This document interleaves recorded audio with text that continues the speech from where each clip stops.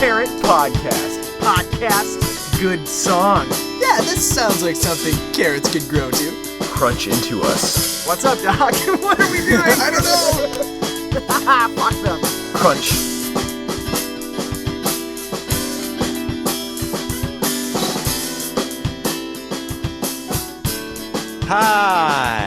Hi, welcome to the Kerrit podcast. Welcome to the Kerrit podcast. We're going to pretend like we haven't been chatting for the last few minutes and just say welcome to the Kerrit podcast. We definitely have not been talking about other things prior to right now. Mm-hmm. Right, Gerrit? This is the first couple words we've said to each other. This is yes, great. Certainly. And as such, obviously, I have not yet complimented Gerrit on his tremendous-looking beard/hair, which truly looks quite nice. It's very too much. It's amazing.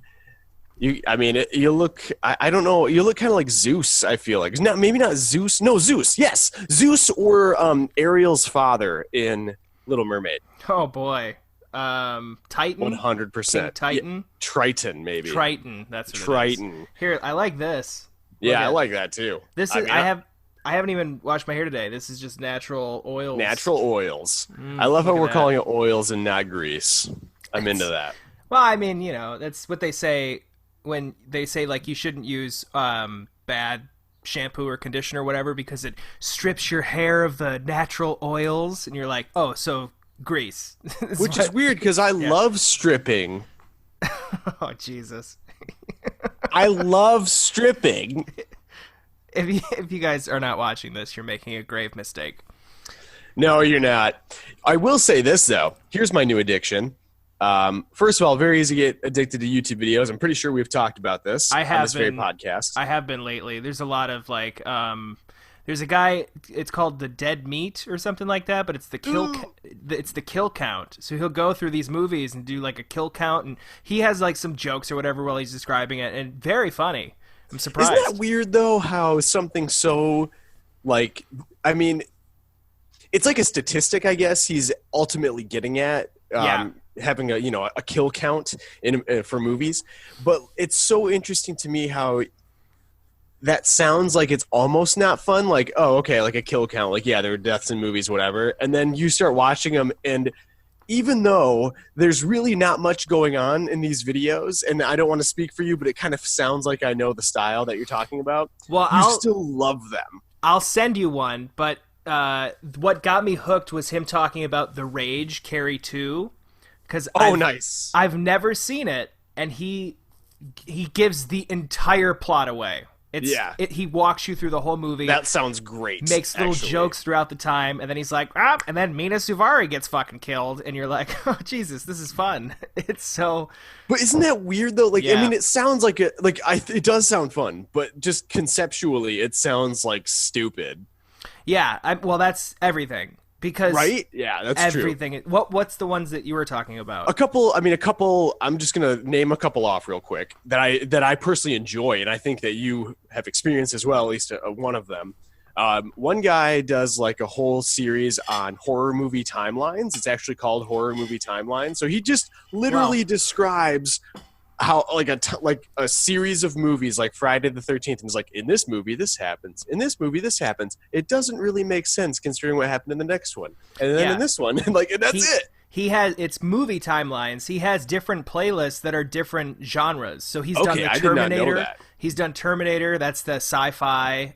There's action, Die Hard. I watched that one. That's crazy. I had no idea he branched out into other genres. I swear when he began, he only did horror movies. He did. Had like 6 movies or 6 videos. It was horror, but then I blasted through a ton of those, and then action, sci-fi. That's crazy. But because of being interested in that, which he's also just talking about the plot, throwing little jokes in here and there. It's the same thing as the Dead. I'm pretty sure it's Dead Meat. But yeah, it's great because it's commentary. It's the same thing that Mike and I do on our podcast. It's just you're commentating about something, and as long as you're funny. Which, lately, we've been watching a lot of Netflix movies, so I've just been a fucking huge asshole. Like, I just shit on everything. Why? Just because they're Netflix, it's easier to shit on them, you mean? No, not necessarily. I mean, I want to like them. So in the first part, I'm like, yeah, I mean, this could be good. And then by the end of it, I'm like, I fucking hated this movie. I hated it. So I fucking hated it. The three of them that I hated were Six Underground, The Lovebirds, and Triple Frontier. and Triple Frontier. I can't believe I know this. Did you watch the Lovebirds one? I have not yet. I kind of want to because I know everyone's going to say the same thing. I do like the leads, and I think Michael Showalter directed it, which is like super random to me. It is super random. This is how I'll sum it up to you. And people listening to this have probably listened to that already. Maybe. Who knows? I don't know if there's a carryover. But a Kerrit carryover. The Kerrit over. Aww. But this is how I'll sum it up. I feel like that was a Michael Showalter, you direct this movie because if you direct this one, we'll fund your next one. That's what it feels like. It has no touch of Michael Showalter flair. There's no fucking... Oh, that's so weird. I mean, why would you even hire him specifically? I guess just put his name on it so that people will watch it. But you're also such a small audience with that. Yeah, exactly. It makes no sense. I really think it's like, you do this one for us, we'll fund the next thing. So, and if you look at his IMDb, there's some coming up that look like, oh, that's an interesting idea. That doesn't seem like a generic fucking movie like The Lovebirds was. It was It was the date night and The Ref. You ever seen The Ref with Dennis Leary and Kevin Spacey? That's a great movie, as far as I remember. It is a good movie, but it's the two married couple that is just at each other's throats the whole time, and it's driving Dennis Leary insane. Right. That's what these people are, but they're fucking annoying to me. It's not funny in the slightest. So that's what The Lovebirds was. They're at each other's throats the whole time? Oh, yeah. Yeah. I thought it's called The Lovebirds. It's an ironic title. Oh, I get it. Yeah. Yeah, it's not good. It sucks because like I talked about this on the This Better Be Good, but Jackie and I watched Always Be My Maybe with Ali Wong and Randall Park. Yeah, that was pretty good. I liked that. I liked it.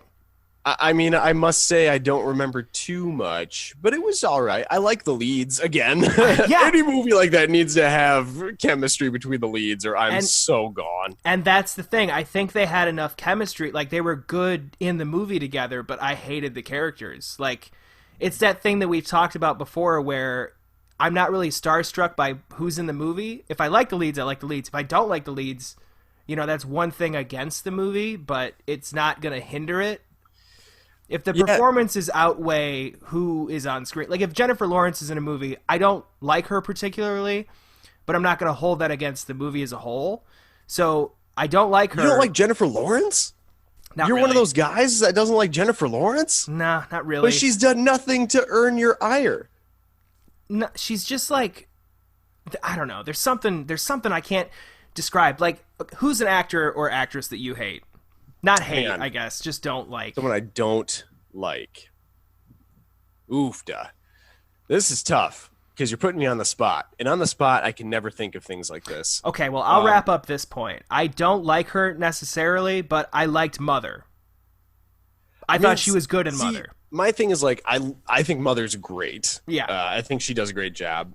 I really liked her in, like, the obvious ones, like Silver Linings Playbook. Great. And I thought she was great in American Hustle. I love that movie also. Yeah, I have to see that one again. I don't really remember, but I remember being like, why is she in this? Isn't she supposed to be older? Like, it felt like a role that an older woman should be playing.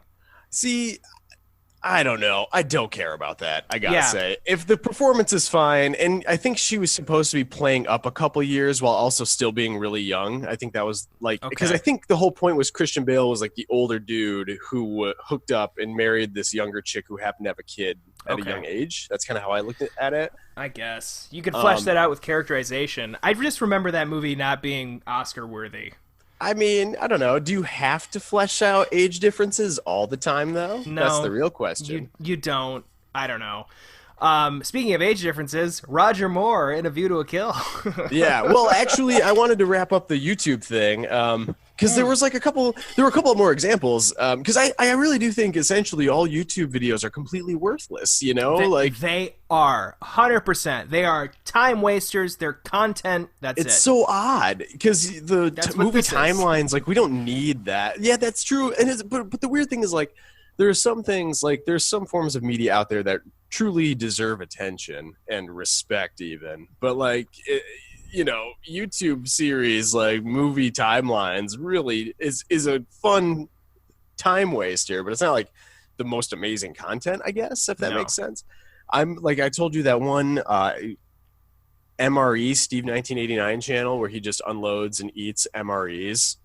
And, that's all he does. He eats and reviews them, and they're amazing. And I've been really addicted to this one. It's a guy who plays NCAA, which is a video game, college football, and he took a team of walk-ons, and he's like he's been playing season by season to try to get new recruits to the school to, like, make the team better. Mm-hmm. So he starts with, like, the shittiest players, and he's been trying to recruit and get better and better. And it's like, it's not good because I'm just watching a guy narrate while playing a video game, but it's, like, just fascinating at the same time. See, I think that's one thing that I'll never. Right, that's you though. You're not into like football or video games, really. Well, I mean maybe Mortal Kombat, but like, I'll be honest. I have been watching a lot of, which we're going to talk about today on the episode. But James Bond video games. I've been watching a lot of stuff where, first of all, okay, so a couple of the other video or YouTube things I've been into are Caravan of Garbage. Have you ever watched those guys? I have not. It's two Australian guys, but they have a podcast called The Weekly Planet, where they talk about weekly movie news and stuff like that.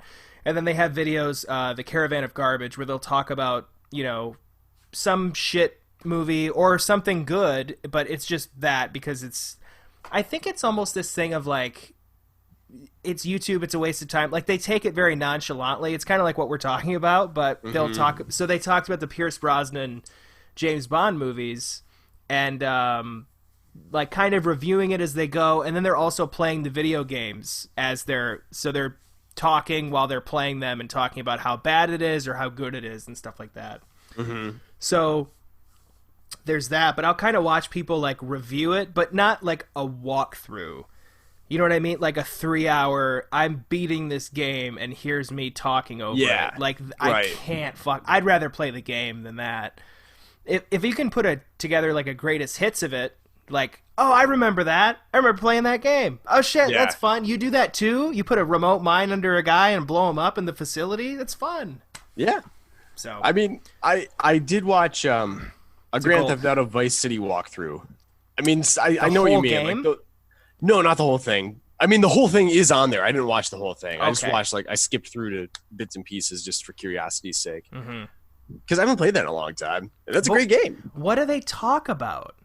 I mean, in that one specifically, I don't think they talked. They literally didn't talk at all. Okay. So, yeah. Yeah, so In the one I'm watching right now with NCAA football, I mean, it's just him talking about, like, the players and what their overall score is and how they fit into the role on the team. See, that's fun because that's informative. I like that. Yeah, I mean, like, he's scouting people, and it's interesting, you know, if you're into that sort of thing. I guess I'm more hating on that, like, Twitch thing or whatever, where people. What is Twitch? I don't know Twitch or TikTok. I remember Vine, but that's gone. TikTok is. I actually just downloaded all my Vine videos. All of them? All of them. How'd you find them? You can go to the website and then you can download the video from there. Oh, shut up. You type in what your handle was. I don't remember what my handle was. Is there a way to look it up? I'm sure there is. I'm going to look into this. I don't know if I had a Vine account. You didn't have a Vine account. Okay. I did. Okay, you did. You got to send me some of those videos that we did because there were some good ones. I'll put one together. I'll put it together as a part of like a little bonus thing for the blog. You should. Oh my god. There's so many good ones that I'm thinking of. But I think so. TikTok, Jackie has it. We've been kind of watching videos, and it gets addicting because it's like just random.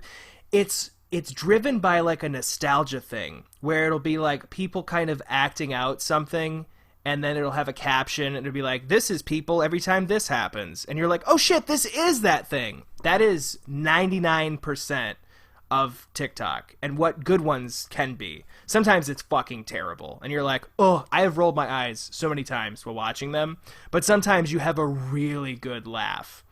So it's something that once you go through it for like 6 hours, it kind of gets cyclical and it repeats, and you're like, all right, I think I've seen everything that's good on here. There's that. It's very similar to Vine, where it's shorter videos. Mm-hmm. But then Twitch is like something where people can just live stream stuff and get money from people, and people comment, and it's like people will play video games and just kind of talk to people while they play, and then people will watch that. I think that's what it is. I've never researched it, but I'm assuming just off of things I've heard. It's so hard. It's so hard to keep up with stuff for me. Like, I know that's only like 2 things, but even like Twitter or Instagram, like I don't even know what's going on. Yeah, I don't know. I'm still sticking to. I've been having fun putting together stuff for YouTube and stuff. But I don't know. OG. Mm-hmm. Well, yeah, we had making fun of movies. We had that. Dude, could you imagine if we kept with that and just still made those? Dude, we would be famous by now. We would, if we would have stuck with it. Yep. I know. Isn't that crazy? That's insane. And there were hundreds of other people like us who were just doing fun things like that just put it down and never came back to it eventually. Well, what about the first one? About the first one we made, it was Jurassic Park 3. It was to Steven Spielberg from Joe Johnston. Yeah. It's just opening an Steve, envelope. I'm sorry, Joe. You better be sorry. Spinosaurus sucked ass. Oh my god. The CG was worse than 1993. This is ridiculous. Yeah, I remember. Oh, those were some good ones. Bomb! Because we did Batman and Robin. I liked the Star Wars one. I thought that was pretty good. That was good too. Because my favorite thing was Anakin in it wore a bike helmet. Yeah. Because he's retarded. You get it? Yeah, I love it. So funny. What about the Departed one we did with? They're so great. Many. They're not. I mean, they're fun. Like, they're not bad. You know, for being like on the spot by high schoolers. Well, it's so funny too because they're all like lower resolution because that's what YouTube was back in the day. When we were making these movies and you're exporting something. Yeah. It's not like 1080p. That's how old we are. Do you think about that? Like, everything is 1080p now, or 720 at the lowest. It's so weird because, like, when you watch those videos that we made, like Vines on the movie Vines on DVD, the quality is pretty solid. Yeah. But if you were to watch the trailer made of the same footage, it on YouTube, it looks like shit. It's crazy. And luckily you put that trailer on the DVD, so I have that. Yeah. Heck yeah. A lot of things that we've made over time, but right now we're making the Kerrit. Making the Kerrit. Oh yeah. And you know the thing about carrots is that they go great with hummus. So I'd like you to check out my spin-off show called Hummus. It's called The Kerrit Presents Kerrit Across Comerica Hummus. Is delicious. Red peppers are mixed in, mostly chickpeas. Still looking for a good acronym for that. Hummus, mostly chickpeas. I guess that'd be like hump. Kerrit presents hump. Sometimes I just let you go. Oh, I've let myself go. I've died. Too. I'm gone. Me too. I'm not putting the camera below here. Who knows? I'm speculating. I'm in a bad place right now. Whatever. That's fine. We all are. It's probably fine. It's probably fine. It's probably fine, everybody. It's probably fine. Welcome to the Kerrit Podcast. I'm your co-host, Kevin. I am Darren. And we're going to take a short Anchors Away break to talk about anchors. Anchors away! Yay! They keep ships in place. I hit my little timer. We're back. Hey! Wow! So your beard looks amazing. Thank you. How far have we gone back? Not that far. No, we had a little break. We had a little little anchors away. Oh, yes.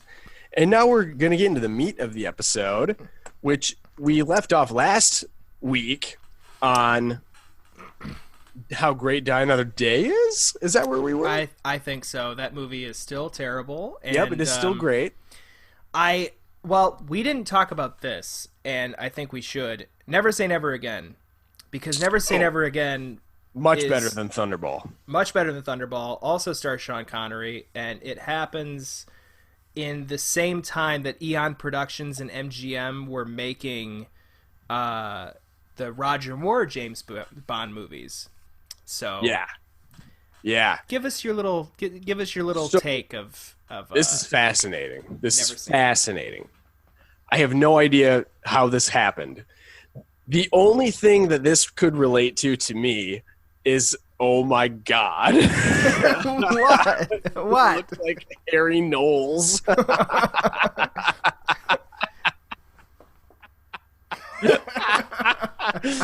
Stop. Oh my God. I have to call the police. Oh no, don't. I mean, they're probably busy right now anyway. Oh, yes. How do I put this? First of all, my brain is going off on this right now. I'm going to compare this to Justice League for a quick minute here. Because I cannot think of an example prior to, at least off the top of my head, of there being two competing franchises featuring the same character released at the same time by different studios with the original actor from the original, like the main franchise. I mean, it's pretty unheard of.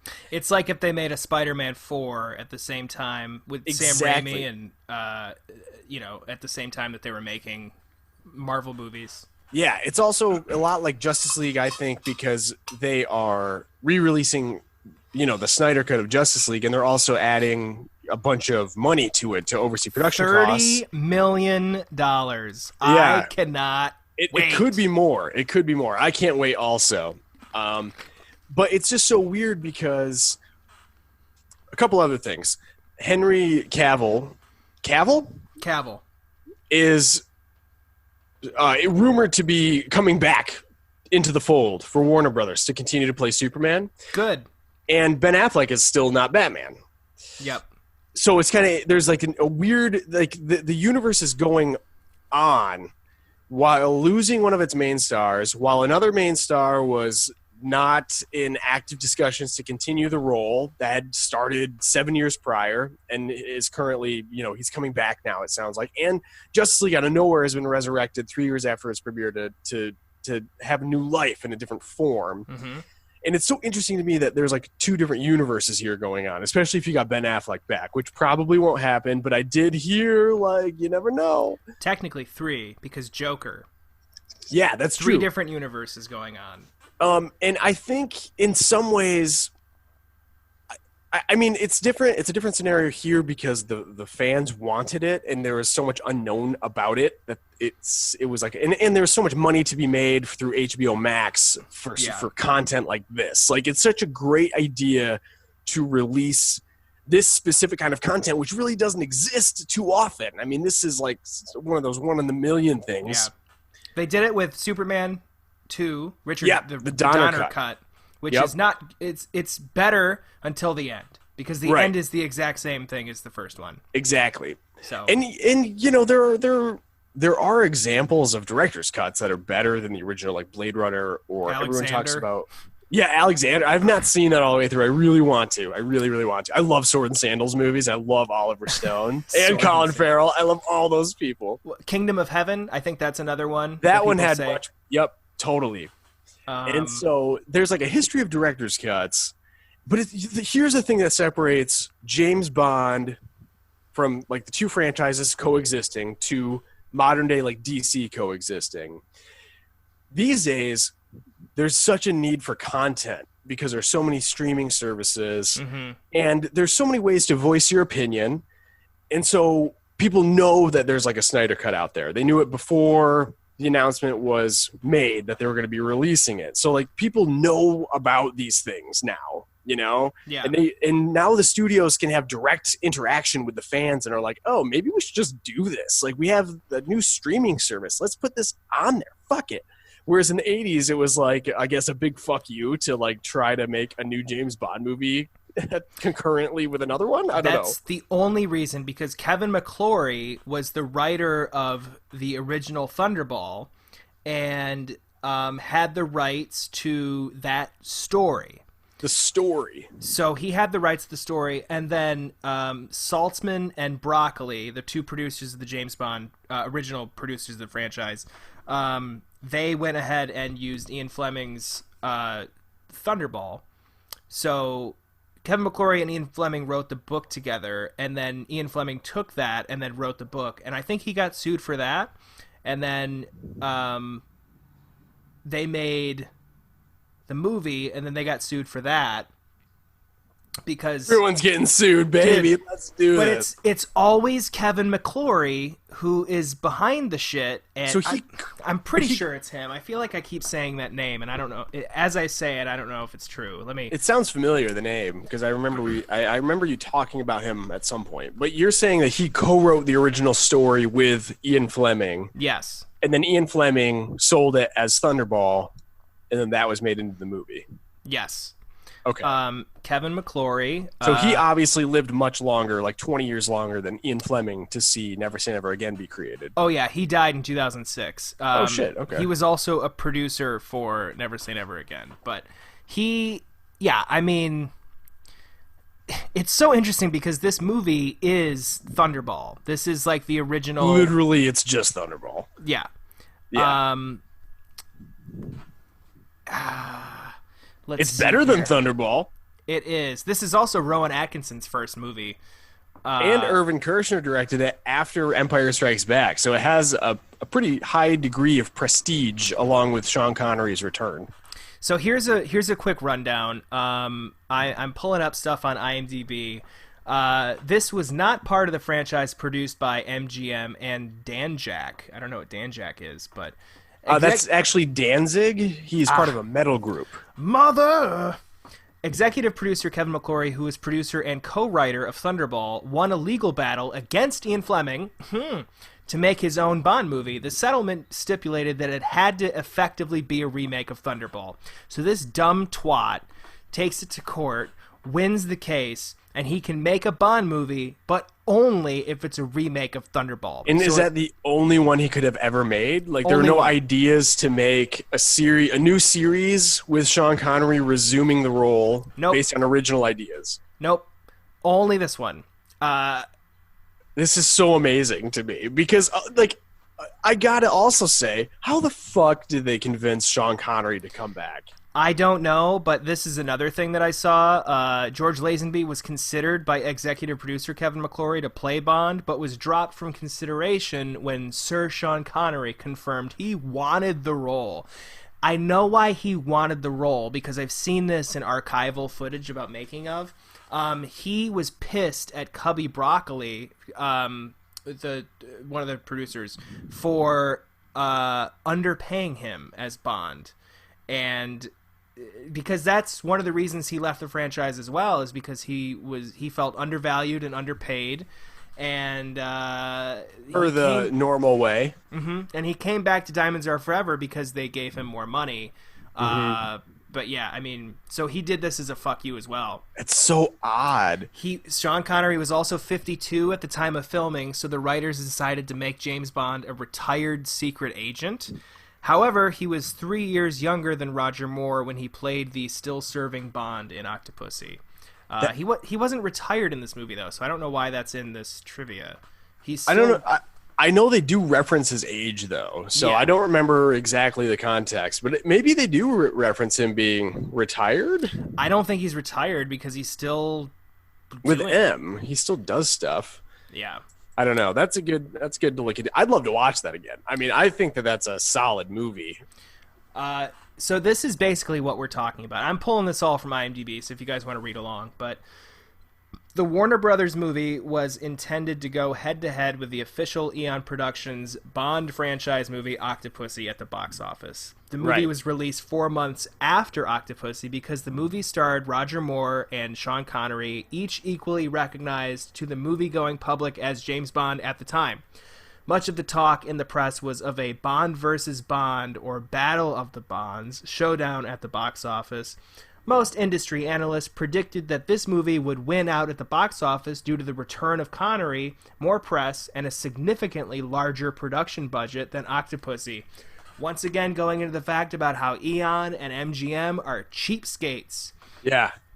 According to a press release from Variety in 1985, this was not the case. Variety quoted figures from MGM and Warner Brothers that listed Octopussy, 1983, U.S. gross at $67.9 million, and this movie's U.S. gross at $55.4 million. It also listed Octopussy's worldwide gross at $187.5 million, and the movie's worldwide gross at $160 million. So basically, this movie won. Yeah, Octopussy won, which is unfathomable to me because this movie is better than Thunderball and Octopussy, but it didn't win the box office, and it also brought Sean Connery back. And he was 3 years younger than Roger Moore. First of all, you're never going to get a situation like that again. No. Where the succeeding Bond is older than the original Bond, the preceding Bond. Yeah, it's like if Daniel Craig came back after fucking a 20-year absence. Or like that. Yeah, that's true. But also, like, what if No Time to Die was coming out, and then like a Pierce Brosnan movie was coming out like a few months later? I would 100% be watching the Pierce Brosnan one first. Like, gotta say. I don't think it would. I feel like it wouldn't be as good for some reason because he's older. Well, not even just that. His movie choices of late, I feel like, have been kind of poor. Like, I can see him doing like a November Man type movie where it's like it's just not well put together. It's just like a typical spy movie. Mm-hmm. But if they happen to have like a solid director, like if they had a solid vision, like Never Say Never Again did, oh my God, Irvin Kershner directed that. Yeah, exactly. Yeah, so if they had, like Rian Johnson, like following the Star Wars analogy here, if Rian Johnson came in and was like directing a James Bond movie, and I guess it'd be an adaptation of a Pierce Brosnan movie. So if it was like an adaptation of literally any of his movies, I would so do it. Oh my God. What if he did an adaptation of Die Another Day and made it better with good CG? I would be in heaven. One of the theories that exists within me is that when you die, you go to a place where you can experience any universe that is imagined or unimagined. And if that is the case, I am 100% spending 2 hours of my eternal afterlife watching the Rian Johnson Die Another Day remake starring Pierce Brosnan at the age of 65.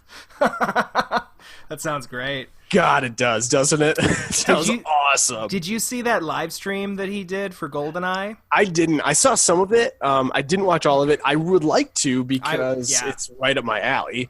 He confirmed in that someone asked him if he would play a James Bond villain, and he said, if they asked me, I would. So we could get the first time of James Bond playing a villain in another James Bond universe, because they're all in different universes, basically.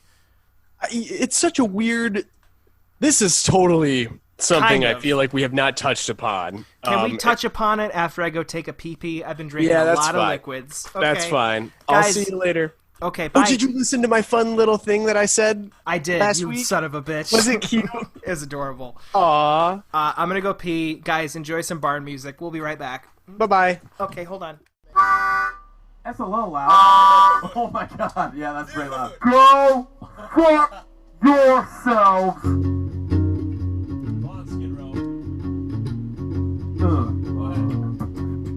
I got mine.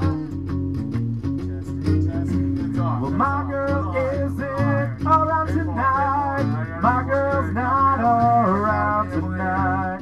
My girl's not around tonight. My girl's not around tonight. So fuck her. Fuck her.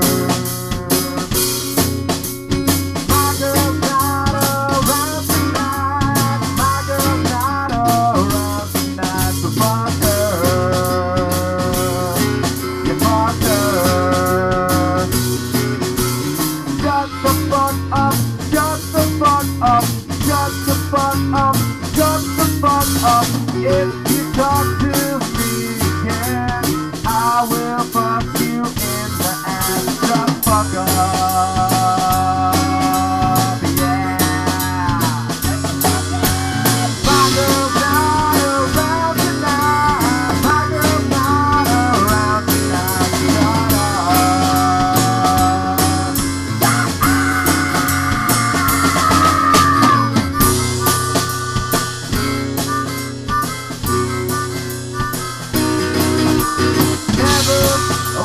goes. Never dreamt of losing before, but I kinda like it for what it's worth. Shut up.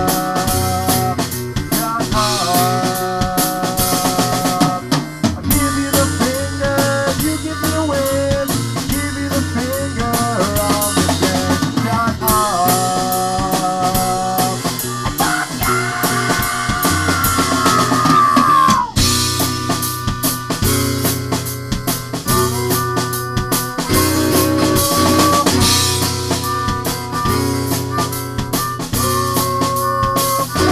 In the bar tonight, having a great time with my pals. Hello,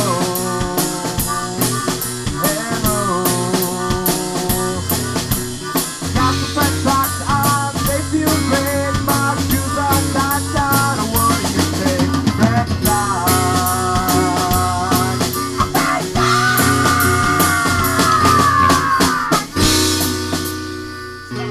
I don't go from there. Let's kill with some fresh socks though. Let's take a quick 5-hand game. Anyway, yeah. We were on Never Say Never Again. Yeah, Pierce Brosnan. I mean, I would love to see him as a villain. I'd love to see him as James Bond again. I mean, Well- his movies, I don't think they're as bad as I remember. I mean, I'm coming around. I've watched parts of them, and they're, The World Is Not Enough has M being like a major character. I mean, I don't think they're that bad. yeah. But I do want to. First of all, they're really not too bad. Tomorrow Never Dies, especially. You're right, has aged better because Yeah. now it's like, oh, of course, a fucking megalomaniac, fucking media conglomerate president dude would want to cause World War III to sell newspapers. He's a piece of shit. There are people doing that all the time, it feels like. I mean, I'll be honest. Maybe they should remake that. Oh my God, I'd and watch update. that. Well, you Make would him just a make it. Zuckerberg figure. I'd say Trump, because Oh. Trump doing this now, he with Twitter, he would make his own, television Oh my network. God. Oh my And God. try- Well, that try was for his world plan, domination. was to make a new I fucking know. news network. And if he isn't prosecuted, if he gets out of office, if that happens, he will do it. Well, the nice thing is, after he's out of office, he doesn't have protection anymore. He's not a fucking president and anymore. Biden so said he would prosecute, or at least he wouldn't hold back anything. he So fucking better. he came out and publicly said it. So, I mean, Yeah, I mean, Like that matters. politicians have pop. Yeah. Okay. I know. But still, I mean, it's a pretty powerful thing to say, honestly, as the person who's running against him. Like, yeah, I'm not Yeah. going to do anything. Fuck that guy. That's true. I mean, anyway, but we haven't touched upon the whole universe thing, which I think is kind of important, and I don't know if it fits in right here. I think it does, because like we're about to talk about Daniel Craig, and that is a whole new universe. We might have to save that for the next episode, because we still got so much. I genuinely think the rest of this season should just be like 8 more James Bond episodes. I mean, if people like it, I would talk about how fucking amazing they all are. Plotkowski's loving I don't it, care. so It's okay, great. That's great because I love James Bond. Here's the thing. Here's the thing with me. Here's something I've always wanted to do. Okay, always wanted to do, and I hope to God I can do it eventually. I want to sit down and take like some mushrooms and just watch like the whole series of James Bond movies. I would do that. And I want to sit there and laugh at everything and just be like, ah! And I think that we would gain. My feeling is, if you're going to reach a certain just ecstasy in your existence in undertaking this, because you will have understood in a universal way just the amazing fucking amazingness of those movies, and also it would help you break down what's going on in and how they're separate and how the universes are separate. Yeah.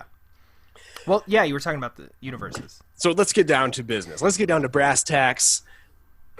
BRASSTACKS, not TAX. You're getting down to brass tacks. Yeah, what about brass chads? That's not a word.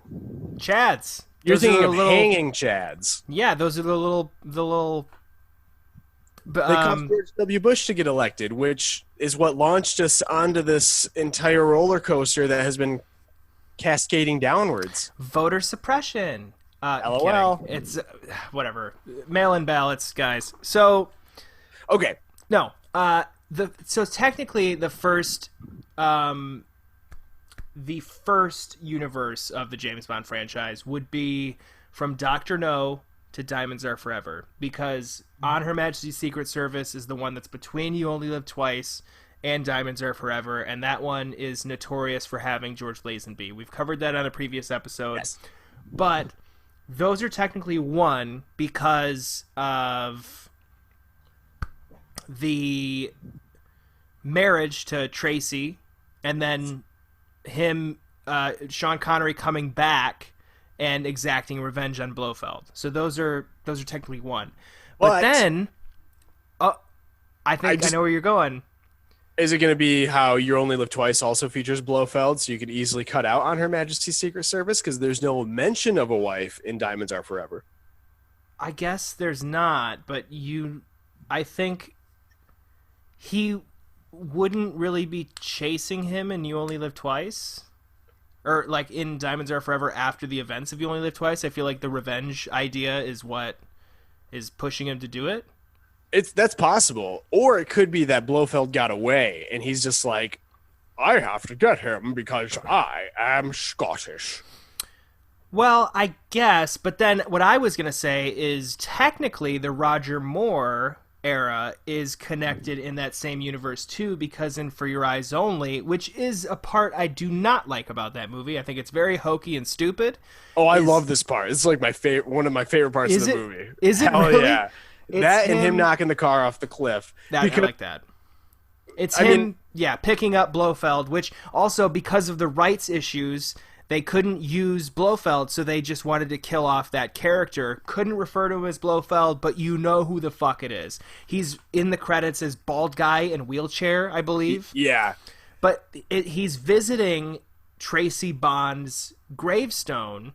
Yep. Headstone or whatever, that is, his wife, that she's dead now because of Blofeld. So how convenient is it that he's going to kill? Like, it's like a little mini movie in that first part. So though that whole universe from Dr. No to For Your Eyes Only is connected, well, technically to A View to a Kill. That's the last Roger Moore movie. Exactly. And I mean, in some ways you could even include the Dalton movies because he makes reference to it. Yes, like Felix Leiter in License to Kill, he says he was married once. So yeah. Exactly. I mean, it's always been a part of Bond's background, except for, I guess, the Brosnan movies. Yeah, although you could almost infer it happens because there's a 9-year gap in between the opening sequence and the rest of the movie. Yeah. And I always kind of took that as like a sly wink, like a bunch of shit probably happened in that amount of time.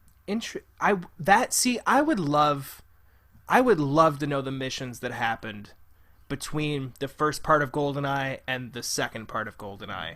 Yeah. That's an interesting idea. We should write a spec script for that. There we go. Have like Pierce Brosnan's son or some shit play Sean James Bond. Brosnan. Sean Brosnan. Yeah, he's real. That's a real person. I believe it.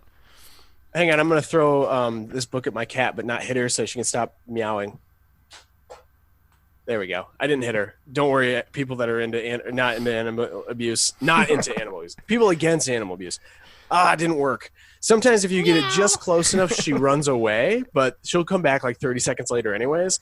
But this time it was too soft because I was trying to appease the listeners, and it was so far off base. It didn't even come close to her, and she kind of looked at it like, what a fucking asshole, and then just kept going anyways. So, lesson learned, normally Kevin hits his cat, everybody. Oh, that's not what I said. Yeah, I mean that. So technically, those are all, so. How is there anything in the Pierce Brosnan era that actually does tie it to this? Because my theory is that GoldenEye is a complete reboot. It's like it's one of the first examples of a reboot. As far as I know, I don't think there's any specific example on those ones. And then, of course, it all gets really messed up with Casino Royale. That's when everything's completely different. Oh, I think that's 100% reboot because that's him becoming in like a Right. 00. Yeah, So and that is 100%. There's no connection to the previous ones. except for Judi Dench. Yeah, but she can just still play the actress, like, or she can still play the role. It's not like Right. she's the same. It makes no sense. Did you hear that? Oh, it was sorry, it was a motorcycle. I thought maybe you could hear it. We could joke about how awesome they are. It would make so the only way that would make sense is if the Pierce Brosnan is Daniel Craig later, but that also doesn't make any sense because M dies in Skyfall. So there's Right. no place for that to happen in the same consistency. She's just playing the same role twice. Yeah, But in that makes the different most universes. sense. Yeah. Yeah, but you know what's funny though too is I've never thought about it as a universe. I think for me the way that best expresses it is it's sort of like on a it's on like a rubber band almost where it just is. Yeah. I know that sounds weird, but like people are always coming up with these conspiracy theories like James Bond is just a code name and stuff like that. I hate that Like, shit. It's like it is James Bond. He's a man. He's the character. Like that is James Bond. And it doesn't they don't have to be connected. They just kind of are out there. And sometimes they share things and sometimes they don't, and we still understand what's happening because we have seen so many of them. Well, the thing is, I mean, the only thing that really can't have these people be this, like, you can argue, okay, well, we'll just assume that this is the same character this whole time. The only thing that limits that is, and if you're willing to accept the fact that, oh, his face is just changing because that's just who's playing the role now, and any actors that change, it's just because they're just, you know, someone new is playing the same person in this universe. That's fine. But the one thing that stops that is it's a 40-year franchise and the person is aging differently. And so you go from like a fucking Bentley in the 60s to a Lotus Esprit in the 70s, and it's like 10 years. What is happening over there? My cat is opening the door. I've never seen it from this side. I'm so sorry. It's okay. I can't learn how to open the door. Oh, And no. we It's a always see it from Velociraptor. the inside because it is a Velociraptor. We always see it from the inside because we're in bed and we tried to lock her out. And then all of a sudden it just, you know, it's a door handle. It's like you don't see anything. It just flicks a little bit and then it comes open. This time I saw her, she was like, like she was like, I was just like, oh my God, I've never seen it. It was so nuts. Oh man. That's anyway, cute. I'm so sorry. That has nothing to do with this. It's okay. I don't want to be the person who talks about cats all day. So you have, you know, 60s, 70s, 80s. That's 30 years technically. But, you know, fashions are changing, everything's changing, but the character is not aging. He's been roughly 30 to 60 differing every time. So that's the one thing that I'm like, It's like, do I look away? Am I supposed to not acknowledge that in A View to a Kill he's fucking 50-some Absolutely, years you're old? supposed to not acknowledge that. That's how I look at it. It's just so, and then you know, Timothy Dalton takes over, and then it's the same Felix, but Felix changes, and then it's like he's only been the same twice in the original, you know. That's why I've always liked. That's why I like instances where they talk about age in the Bond movies. They don't do it too Same. often. It's But Never they Say do it Never in- Again and Skyfall. They do Skyfall, but they also do. What was it? They kind of do in Die Another Day to an extent. At least they acknowledge the passage of time. And like they kind of talk about how that impacts you, or you know how you are and your abilities. And that's why again I like Die Another Day because it's Jesus. like the only movie to do that. I think it's kind of funny that Skyfall acknowledges it. It made sense at the time, but it's also weird because there's still two more that come after it. Well, I think it's acknowledging his age, but it's more acknowledging his mental capacity. It's mental thoughts. it's mental capacity, but it's also like body damage. Like he was fucking shot Yeah, at the beginning of the movie. I think it's more of a reflection of that and just how he's not fully healed. Yeah.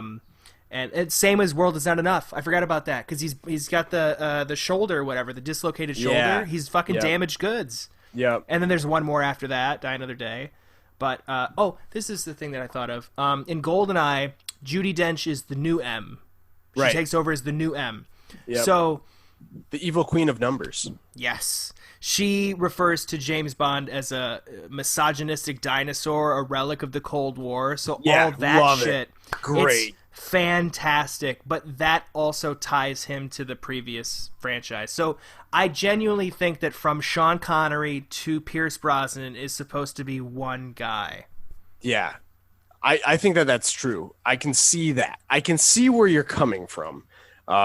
Because, I mean, it goes against my rubber band theory. But the weird thing is, like, for me... It's still a rubber band because the ages and characters are all differing. I almost feel like, in some ways, in accordance with that, Casino Royale and, like, that whole area is just a reflection of what might have happened to Sean Connery.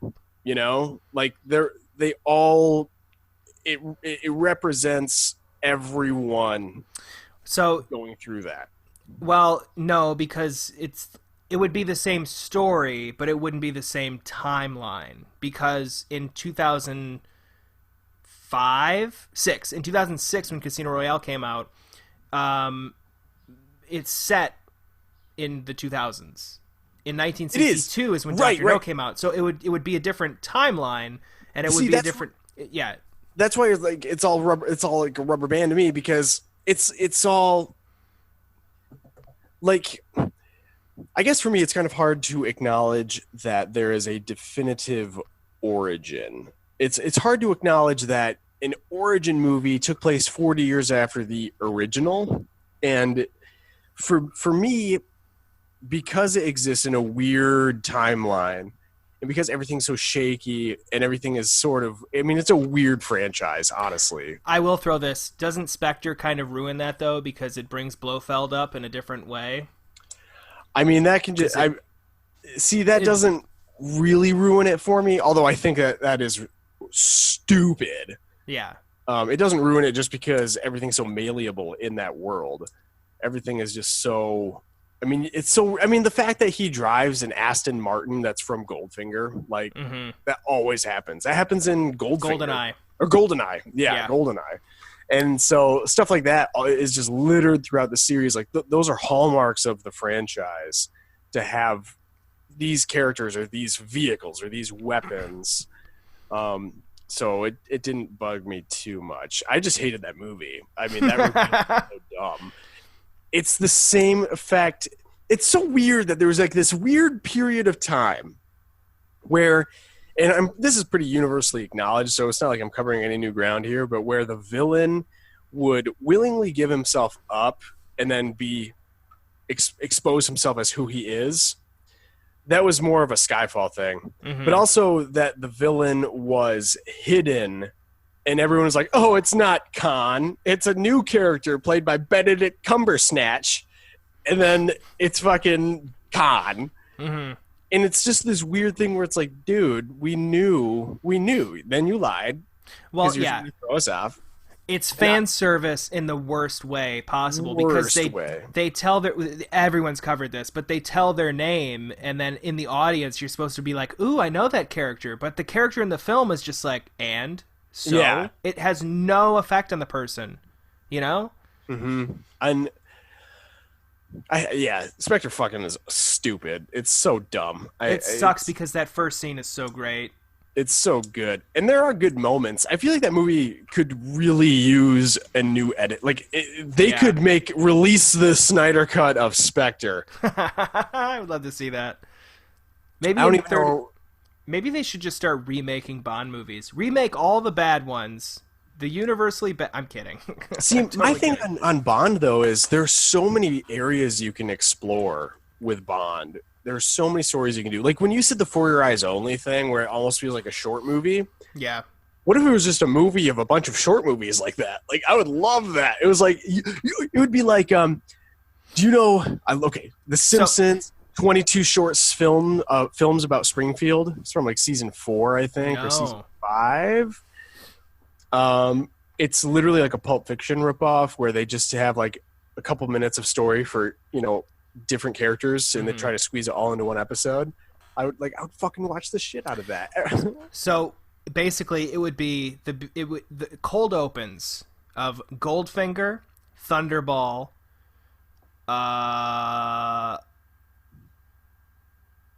hold on. I'm trying to think of all the ones that are like the mini missions that don't really have anything to do with that have nothing else to do. The Spy Who Loved Me. That also include Bond. Right. Oh man. Moonraker. Why the fuck is Jaws on that plane as well? If you guys don't know Moonraker, it opens with Bond on a plane, kind of making out with a chick, and then a guy that has a parachute threatens to kill him, and then the guy jumps out of the plane, and then James Bond's looking, and then he gets pushed out by Jaws, who was the henchman in the previous movie. But it's like it's a small it's a small plane. You didn't fucking notice the 9-foot so weird metal it's so dumb. And then I mean fucking Jaws is a murderer. Yeah. And he straight up schmoozes a young lady and then turns good. It's played dumb. for comedic effect. It's so odd. Yeah. So Goldfinger, Thunderball, The Spy Who Loved Me, Moonraker, For Your Eyes Only, Octopussy, The Living Daylight. No, that's connected. Yeah, it is. What's the opening of License to Kill? I think it's connected. That's 100% connected. That's an awesome opening scene, I'd like to add. Yes, it is.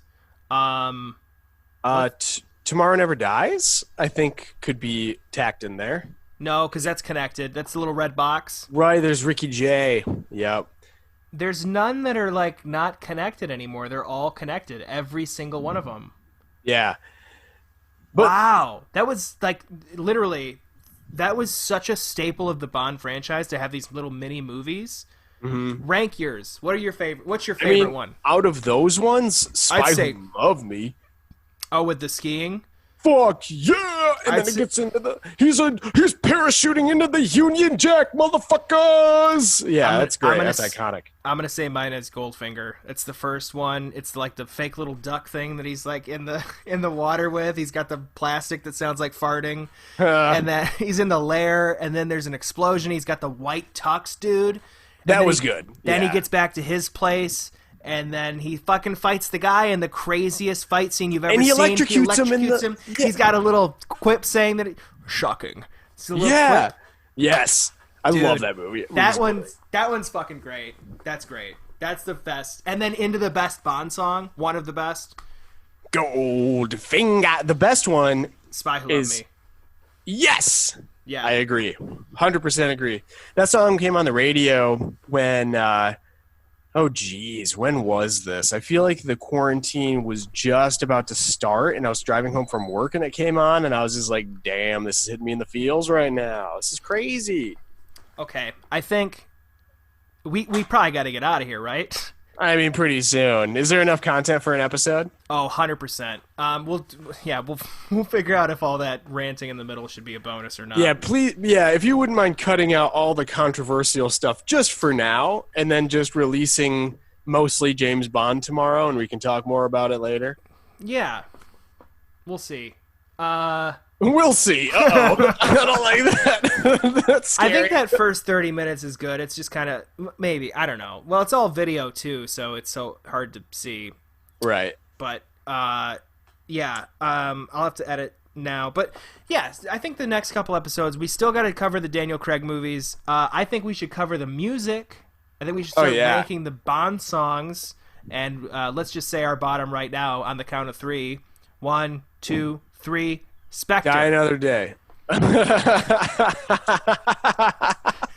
both named really bad ones. I know. I genuinely think Writings on the Wall is worse. I would probably agree with you. I do not like that song. I gotta say, Billie Eilish I thought was pretty bad too. I've only listened to it once, but I was just like, why is everyone worshiping this song? It's only because it's Billie Eilish. It's not good. Dude, it's the exact same song as Writings on the Wall. Exactly. It's all build, no crescendo. That's what There's scares me about this nothing. movie. It's just like, oh God. Like, how, so you haven't learned anything. I get it. You've steered into it. Yep. Which is so funny because usually it's odd even. It's one's good, then the next one's Just bad. like Star Trek. Yep. Yep. So we'll keep trekking down this James Bond rabbit hole. I'm having fun. Me too. I'm having fun with it. Yeah, I like Klaus Maria Brandauer. Is she in Never Say Never Again? He's the villain, yeah. Oh yeah. Hello, I'm Klaus Maria Brandauer, and I love you, Kim Basinger. And then Kim Basinger's like, shut up, I'm with Batman in a few years, and then Alec Baldwin a few years after that, and then we break up, and then I don't know who I'm with. Maybe Jason Statham kidnaps me. I don't know. Cellular. Yeah. I'm Max von Sydow. He's in it too. Ernst Stavro Blofeld. I forgot he was in that. I need to watch that again. That movie's fucking awesome. I was just in The Exorcist. Yeah, he was very recently in that movie. At the time. No, it was like 10 years. 10 years, yeah. Yeah, it's pretty recent these days. Have you noticed that 10 years isn't that long? I mean, Iron Man came out 12 years ago. That feels kind of recent. Did you know that we're close? I think I saw this online, but we're the same distance away from 2050 as we are from 1990. Oh, that's awful. Wonderful. Isn't that fucking crazy? Yeah. 30 years.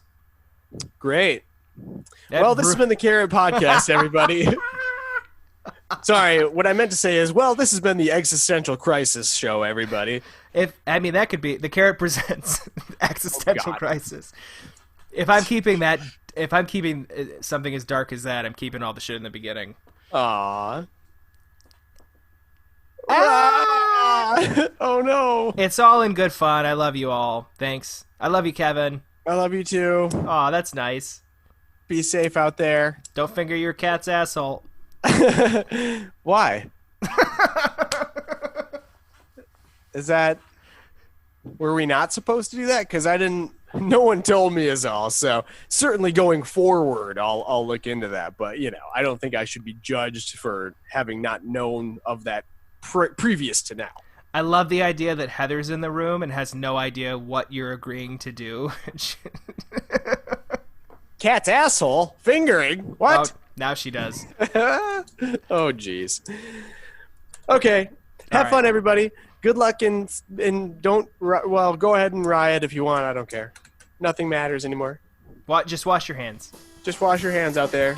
They're giving masks out, I heard, at protests. That's fucking amazing. That's pretty cool. All right. Well, I'll stop.